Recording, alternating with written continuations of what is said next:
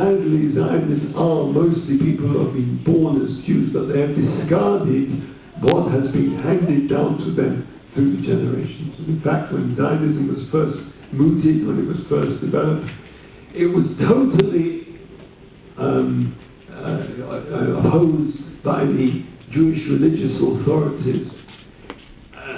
And it's only because of the advent of the Second World War, when there was a terrible refugee situation, and the whole sort of situation became confused. People didn't know where to go, and many refugees went to settle in Palestine. And then the whole fact that that authentic Judaism has nothing to do with Zionism has become confused.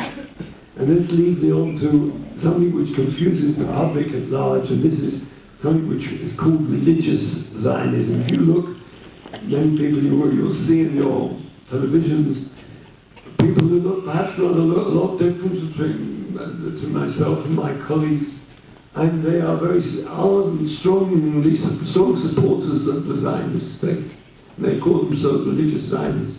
They say that Zionism is part of the Jewish religion, and so, as I said, so they support the Zionist idea. But this is a total aberration. It's a total departure from the teachings of Judaism as has been handed down through the generations, and it is obvious that it is so, because were it not so, then the idea of if Zionism was part and parcel of Judaism, it would have been prevalent for thousands of years. How is it that Zionism is a new idea, only came into being 100 years ago? It is a new idea.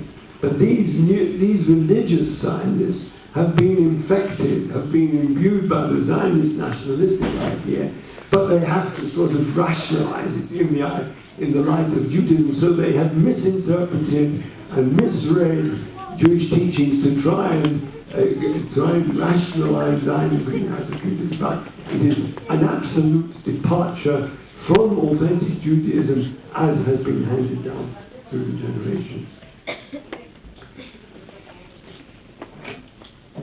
But we have a problem, and the problem is that the Zionists have set themselves up, and their propaganda machine is tremendously efficient and successful, and they set themselves up as being the representatives of the Jewish people.